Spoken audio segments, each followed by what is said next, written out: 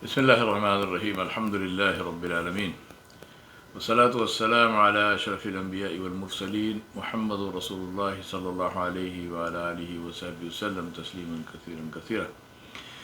فما بعد, my brothers and sisters, as you are aware, we have started our after school program, and Alhamdulillah we have received a wonderful response, much more than what we had expected. And that shows that people are concerned about their children. And this is a very important thing. This is an excellent thing, given that our children are our investment in this life and in the akhirah. Therefore, let me speak to you about some essentials to raising and growing your investments, that is, your children. The first and most important instruction is from Allah subhanahu wa ta'ala, who said, A'udhu billahi minash shaitanir rajim. Bismillahir rahmanir rahim. Ya ayyuhal ladhina amanu qu anfusakum wa ahlikum nara. Waquduha an-nasu wal hijara. عليها ملائكة غلاظ شداد لا يعصون الله ما أمرهم ويفعلون ما يؤمرون. Allah subhanahu wa ta'ala said, which means, O you who believe, save yourselves and your families from a fire, of that which is the fire of Jahannam, whose fuel is men and stones, people and stones, over which are appointed angels, stern and severe, who do not disobey the commands they receive from Allah subhanahu wa ta'ala, but do what they are commanded. Now, this is our primary responsibility as parents, which supersedes everything else, to protect our children from the fire of Jahannam. That responsibility is so important that Allah subhanahu wa ta'ala called children a test, a fitna, and warned us. Allah subhanahu wa ta'ala said, وَعَلَمُوا أَنَّمَا أَمْوَالُكُمْ وَأَوْلَادُكُمْ فِتْنَةٌ وَأَنَّ اللَّهَ عِنْدَهُ أَجْرٌ عَظِيمٌ. Allah subhanahu wa ta'ala said, which means in Surah Al-Anfal, and know that your wealth, your possessions, and your children are but a trial. They are only a trial, they are a test for you. And that surely with Allah subhanahu wa ta'ala is a mighty reward. And then he said also in Surah Taqabun, إِنَّمَا أَمْوَالُكُمْ وَأَوْلَادُكُمْ فِتْنَةٌ وَاللَّهُ عِنْدَهُ أَجْرٌ عَظِيمٌ. Your wealth and your children are only a trial, whereas Allah subhanahu wa ta'ala, with him, is a great reward. Allah subhanahu wa ta'ala even called our spouses and children our enemies. And he said, Ya ayyuhal ladhina amanu inna min azwajikum wa awladikum aduwwan lakum fahdharuhum wa in ta'fu wa tasfahu wa taghfiru fa inna Allaha ghafurur rahim. Allah subhanahu wa ta'ala said, O you who believe, verily among your spouses and your children there are enemies for you. That is, those who may try to compel you to disobey Allah subhanahu wa ta'ala. Therefore, beware of them. But if you pardon them and overlook and forgive their faults, then verily Allah subhanahu wa ta'ala is oft forgiving and most merciful. The most important thing to understand here is that Allah subhanahu wa ta'ala is saying to us that your children, and of course this the overall meaning of this, Allah has also mentioned our wealth, and Allah has mentioned our spouses and so on. They are not simply a blessing. Whether they are a blessing or they will be the opposite of that depends on what we do with them. And that is where we have to understand, right? People think that children are a blessing and they beg and plead Allah subhanahu wa ta'ala, Ya Allah, give me children, Ya Allah, give me children.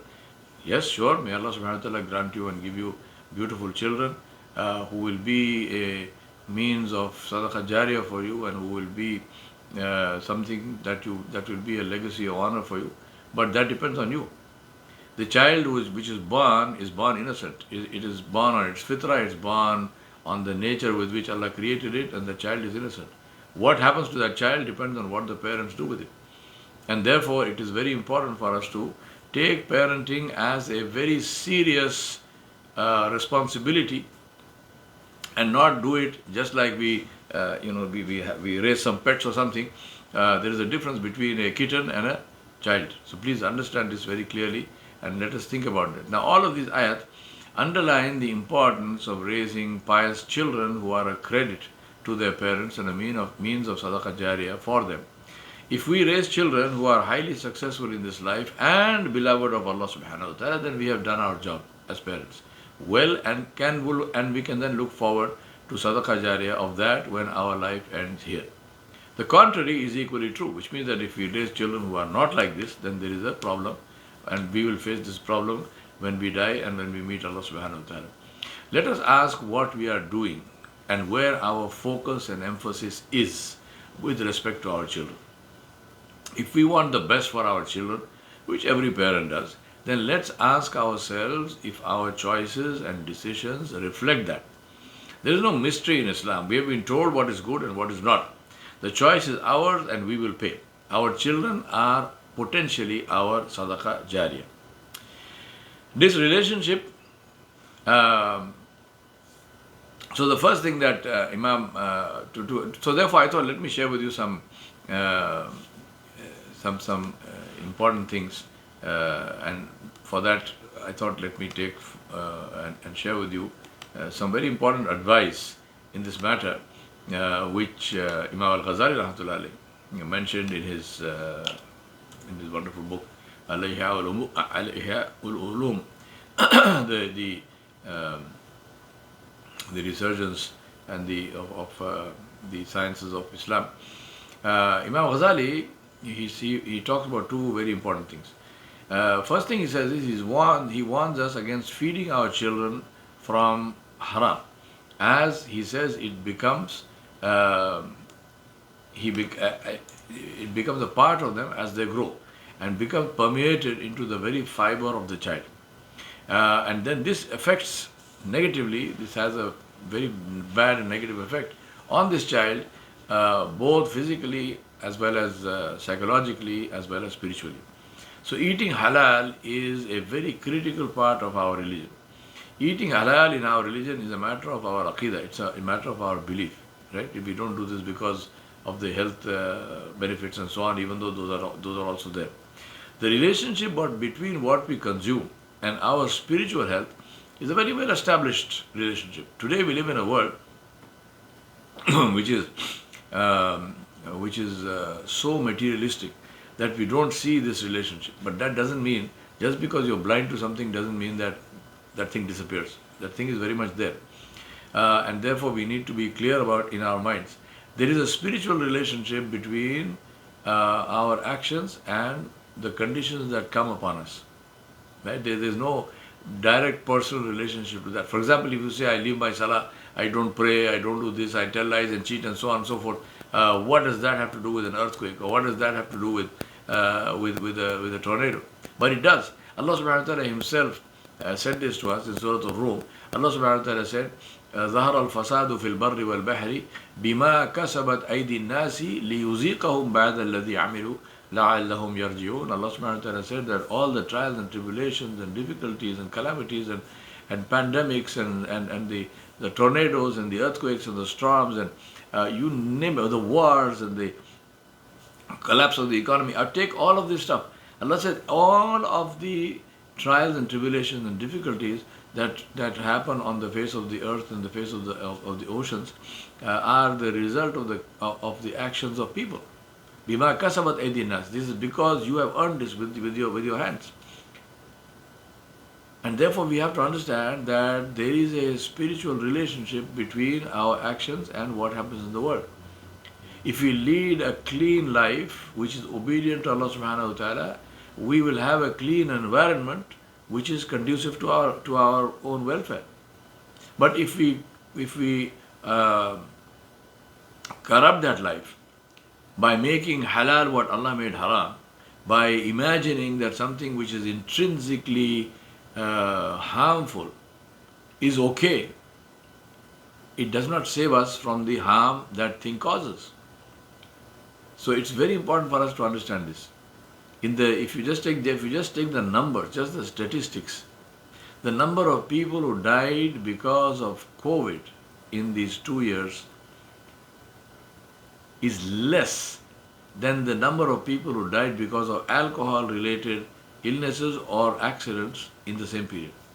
So more people died because of alcohol than people who died because of COVID. How much of focus have we seen on COVID, and how much of focus have we seen on alcohol? Fooling ourselves does not change reality. Let us understand this. So eating halal is a very, very critical part of this, and it's a very critical part of our religion. This relationship between what we consume and our spiritual health is well established. Al-Khushairi, the great scholar Al-Khushairi, in his book Al-Risala Al-Khushairiyah, he says that the companions, the Sahaba of Rasulullah ﷺ, were more concerned about their food than about Qiyamul Layl. And he said the reason is that if they were eating food that was not good or lawful, there would be no Qiyamul Layl. Right? They would not be able to get up for Qiyamul Layl. Allah subhanahu wa ta'ala would not accept Qiyamul Layl from them. The same thing, of course, applies to us. It's not that the religion was different for the Sahaba. Now, there is a widespread misunderstanding among the people that we need not check whether what we are eating is halal or not if a Muslim gives it to us. Now, people sometimes quote opinions of different scholars to support this. The first thing to remember is that we are personally responsible for our actions. What goes into this mouth is my responsibility. Nothing can go into this mouth without my intention and without my knowledge, and unless I want it to go into my mouth. Right? In normal circumstances, if I am force-fed, it's a different thing. But normal circumstances, only what I want to put in my mouth can go into my mouth. This is something that I have to understand very clearly, and I cannot blame somebody else if I put something into my mouth and if I eat something. The second thing is that an opinion does not change the law. The fatwa is an opinion. The rule or the hukum is the law. The fatwa does not change the hukum.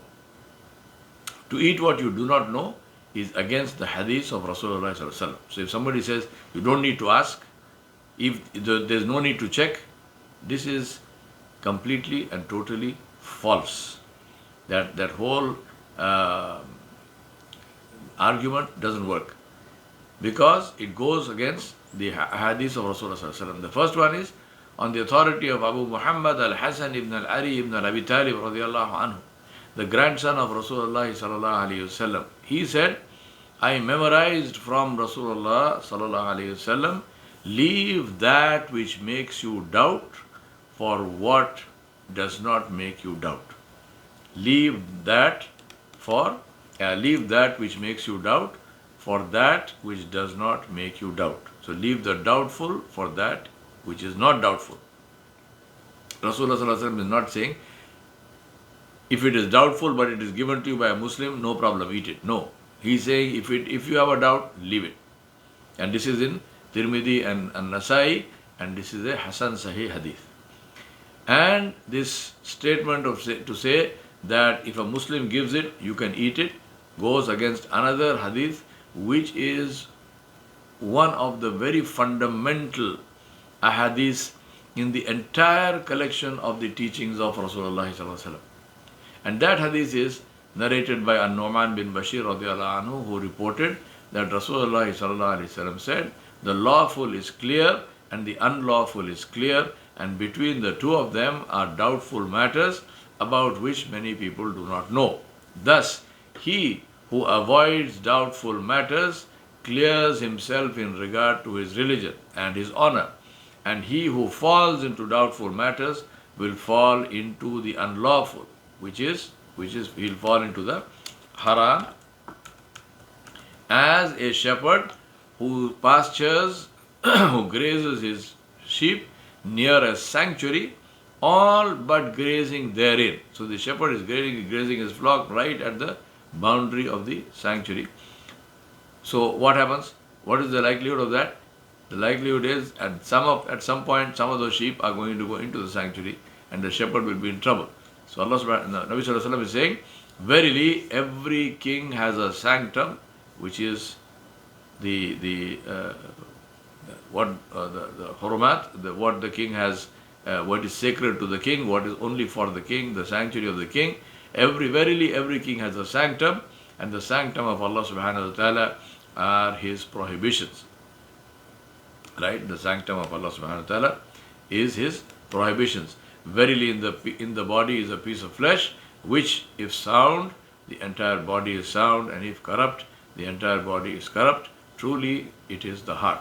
And this hadith is muttafaqun alayh, agreed upon, Sahih hadith in Bukhari and Muslim. Now, please understand this and think about this very clearly. Rasulullah sallallahu alaihi wasallam is not saying there are doubtful matters and no problem go into it. He's saying if you go into the doubtful matters, you are actually going into haram. Because there are two problems here. One is when you go into the doubtful matter, it might actually be haram, so you're going in there. But the bigger problem is that when you are choosing the doubtful, it means that you are disregarding the danger of disobeying Allah subhanahu wa ta'ala. You are saying it doesn't matter, even if it disobeys Allah, I don't care. This is what we are saying by our actions. Think about this, the basic Islamic and logical principle about what to do when in doubt is to clarify the doubt before you act. It is totally illogical to act on something about which you have a doubt. To tell somebody that they must not question something about which they are doubtful, but to go ahead and act on the doubtful matter without clarification is total nonsense. It's complete garbage. Only someone who is deficient in intelligence will believe that or act on it. To apply that to something like dietary laws, which are a part of our aqidah, is to play with our iman itself. Only what has been slaughtered in the prescribed manner, which is by a Muslim. Number 2, by cutting the carotid arteries, the jugular vein, the esophagus, and the windpipe. So out of these 4, at least 3 must be cut. And saying Bismillah Allahu Akbar, or at least Bismillah, is halal. Everything else is haram. The basic principle in Islam is that in everything other than meat, everything is halal except that which is prohibited. With meat, everything is haram except that which is permitted. And what makes it permitted is this methodology of slaughter. This is a matter of aqidah because it is very important to understand this, that it is only this particular method which makes this slaughter halal. It is our job before eating to ascertain that this has been done, meaning this meat which we are eating has been slaughtered in this way. Have no hesitation to ask anyone whether the meat they are offering you is zabiha, hand slaughtered by a Muslim. If you don't want to ask, then don't eat the meat if your iman is dear to you. Become pescatarian, which means fish eating, or vegetarian. Eat eggs and fish and seafood and vegetables. All that is better than red meat for you anyway. And remember that Brahmins, who are Hindus, they do it all their lives. If as Muslims we cannot do this for one meal, I don't know what more to say. Please remember that food is critical for both our physical and spiritual health. And it is critical for us in terms of how we raise our children. Imam Ghazali, rahimahullah ta'ala, again in his book, The Revival of Religious Sciences, Ihya Ulumuddin, he says the real secret of the proper upbringing of children is in protecting them from bad company. So one is feeding them halal. Secondly, ensuring they are in good company. The qualities and habits of a child's companions and friends will necessarily have an impression on their own way of thinking and behavior. So finding good friends for our children is one of the best kept secrets to raising good children. That is why the Maktab is such an amazing opportunity for children to make good friends in an Islamic atmosphere learning Islam. Given what they are exposed to in their schools, both what they are taught as well as the culture that they are exposed to, having a daily detox after school is critical to survival. The second most important thing to teach our children is good manners. Abdullah bin Mubarak rahmatullahi alayhi said, I spent 30 years studying adab. Only then I opened the book. The famous story also about Imam Malik bin Anas rahmatullahi alayhi, one of the greatest scholars of all time. His mother, when he was a little boy and he used to go to Masjid al-Nabi al-Sharif to study with Rabi'atul Rai, his teacher, his mother used to dress him properly. She used to tie his turban. Imagine how much care they took. They didn't just send the kid wearing whatever he was wearing, right? He was put into formal clothes, because all of this adds to the azama, to the importance of learning. You don't just sit anywhere and talk something. No. So she used to dress him. She used to tie his turban, and then she would send him, little boy, with a turban and wearing clean clothes. And she would tell him, she would say, take from the adab, take from the manners of Rabi'atul Rai before you take from his knowledge. So learn from him, from his sohbah, learn, watch him, observe him and see what he does. Right? This is what she's saying to her little son.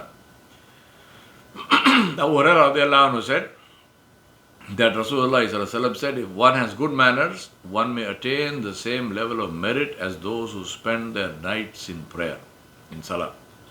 Another hadith of Abu Hurairah radiallahu anhu, he said, I heard Abu al-Qasim sallallahu alayhi wasallam, Rasulullah sallallahu alayhi wasallam, saying, the best among you in Islam are those with the best manners.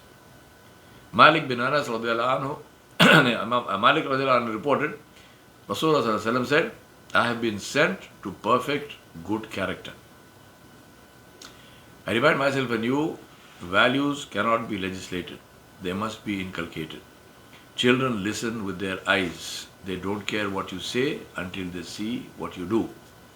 I never fail to be astonished at how early in life children start picking up behaviors and manners and start emulating them.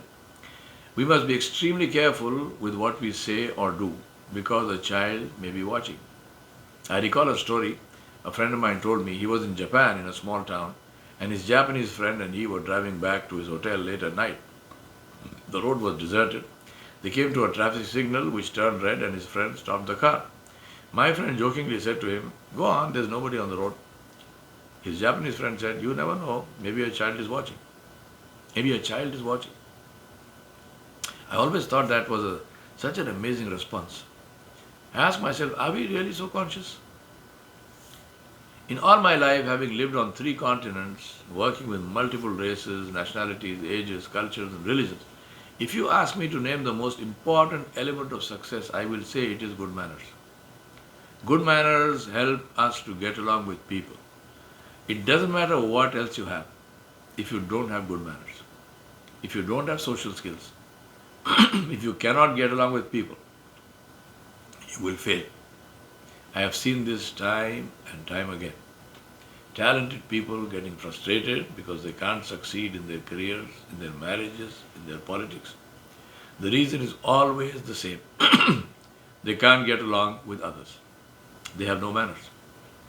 When I was growing up in India, people used to say that Muslim children have the best manners. Sadly, not anymore. If you see the life of Rasulullah sallallahu alaihi wasallam and seek the secret of his success in inspiring and leading an amazing diversity of people and being able to change their beliefs and behavior, which was the result of centuries of tribalism and mutual suspicion, a culture of racism, and successfully turning them around, it was his affability, his social skills, his softness and good manners. Allah subhanahu wa ta'ala bore witness to this. إِنَّكَ عَلَىٰ خُلُقٍ عَظِيمٍ. Allah said, you are on the best of manners. And in Surah Al-Imran, Allah subhanahu wa ta'ala said, فَبِمَا رَحْمَةٍ مِّنَ اللَّهِ فَبِمَا رَحْمَةٍ مِّنَ اللَّهِ لِنْتَ لَهُمْ وَلَوْ كُنْتَ فَظًّا غَلِيظَ الْقَلْبِ لَانْفَضُّوا مِنْ حَوْلِكَ فَاعْفُ عَنْهُمْ وَاسْتَغْفِرْ لَهُمْ وَشَاوِرْهُمْ فِي الْأَمْرِ فَإِذَا عَزَمْتَ فَتَوَكَّلْ عَلَى اللَّهِ إِنَّ اللَّهَ يُحِبُّ الْمُتَوَكِّلِينَ. Allah said, and by the mercy of Allah, you dealt with them gently. And had you been severe and harsh-hearted, they would have broken away from you. They would have broken away from about you, from around you. So pass over their faults, overlook their faults, and ask Allah subhanahu wa ta'ala's forgiveness for them. And consult them in the matters. Then when you have taken a decision, put your trust in Allah subhanahu wa ta'ala. Certainly Allah subhanahu wa ta'ala loves those who put their trust in Him. Allah subhanahu wa ta'ala is telling us the secret of good relations.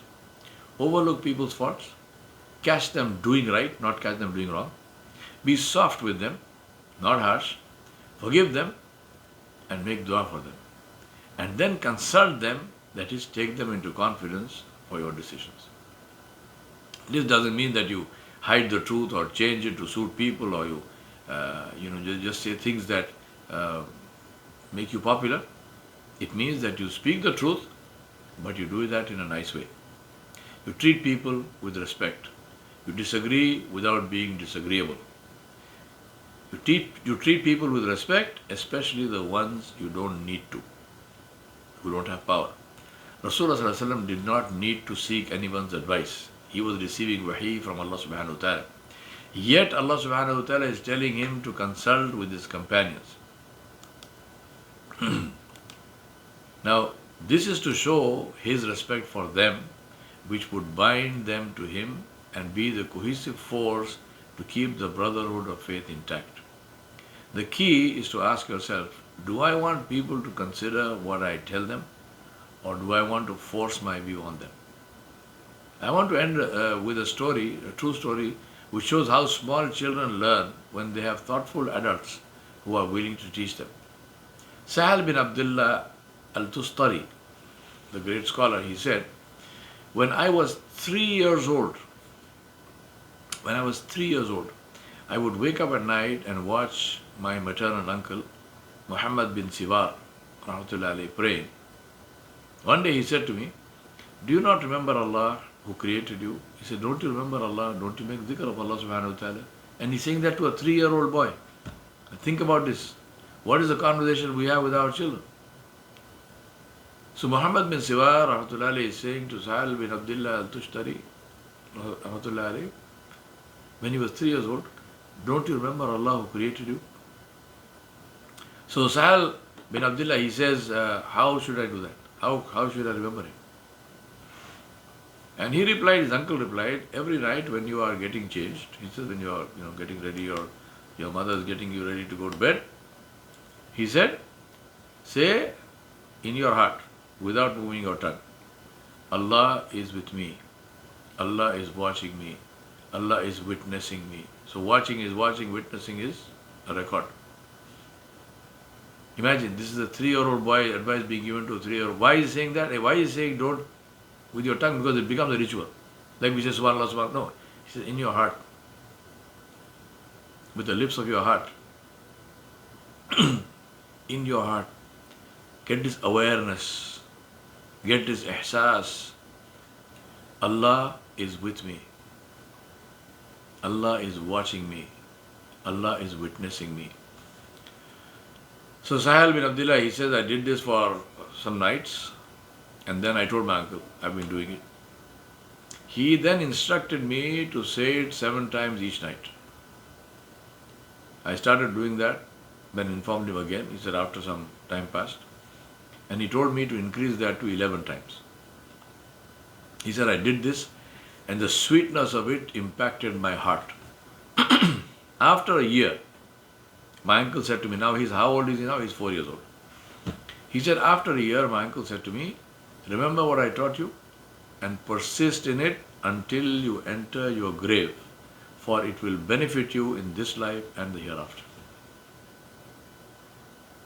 Right? He didn't tell him, he didn't teach him some great, complicated masala of fiqh. He's just teaching him one thing, the awareness of Allah subhanahu wa ta'ala. Today, this is our tragedy. We have made our ikhtilafat are all based on different interpretations of Masail of Fiqh. We kill each other for this. But the actual thing for which Allah created us, which is to know Him, we have no, illa mashallah, we have no focus on that. This is what He is teaching him. He says, maintain this. Allah is watching me. Allah is with me. Allah is watching me. Allah is witnessing me. And Sahil bin Abdullah rahmatullah says, I maintained this practice and I found its sweetness in my innermost soul. Then one day, my uncle said to me, "Oh Sahil, if Allah is with someone, watching him and witnessing him, can he disobey him?